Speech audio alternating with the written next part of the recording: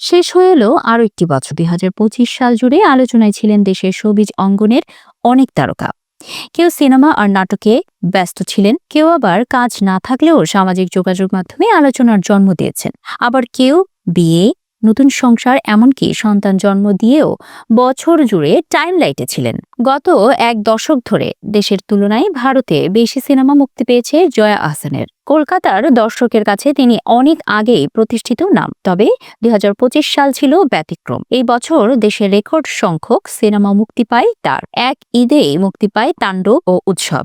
এছাড়া মুক্তি পায় ফেরেশতে ও জয়া আর শারমিন। মিউজিক্যাল ফিল্ম, বাগান বিলাস ও ওটিটিতে জিম্মি সিরিজ, সব মিলিয়ে একে অনেকেই বলছেন জয়ার সিনেমার বছর। ছোট পর্দার সফল অভিনেতা জাহিদ হাসান ২০২৫ সালে আবারও প্রমাণ করেন তিনি এখনও দর্শকের প্রিয়।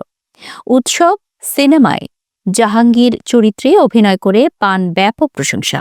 ওয়েব সিরিজ আমলনামাতেও তার অভিনয় ছিল আলোচিত। বলা যায় এবছর তার নতুন করে প্রত্যাবর্তনের বছর। ফেব্রুয়ারিতে বছরের সবচেয়ে আলোচিত বিয়ের খবর আসে। দীর্ঘদিনের প্রেমী নির্মাতা আদনান আল রাজীবকে জীবনসঙ্গী করেন মেহজাবিন চৌধুরী। ভালোবাসা দিবসে এই জনপ্রিয় জুটি বিয়ের বন্ধনে আবদ্ধ হন। শোবিজে এটি ছিল সবচেয়ে আলোচিত ব্যক্তিগত মুহূর্তগুলোর একটি।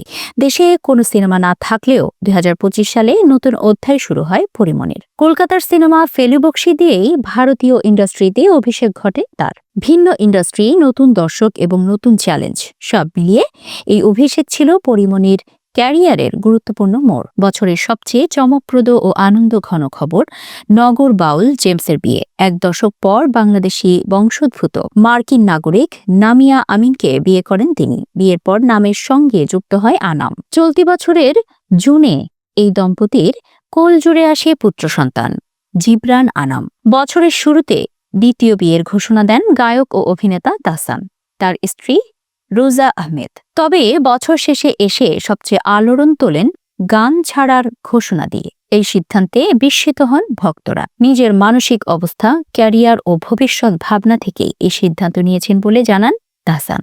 সব মিলিয়ে বলা যায় ২০২৫ সাল ছিল শোবিজের জন্য কাজ, বিয়ে, প্রত্যাবর্তন আর ব্যক্তিগত সিদ্ধান্তের বছর। এই তারকাদের গল্পই বছর জুড়ে রঙিন করে রেখেছে বিনোদন অঙ্গন।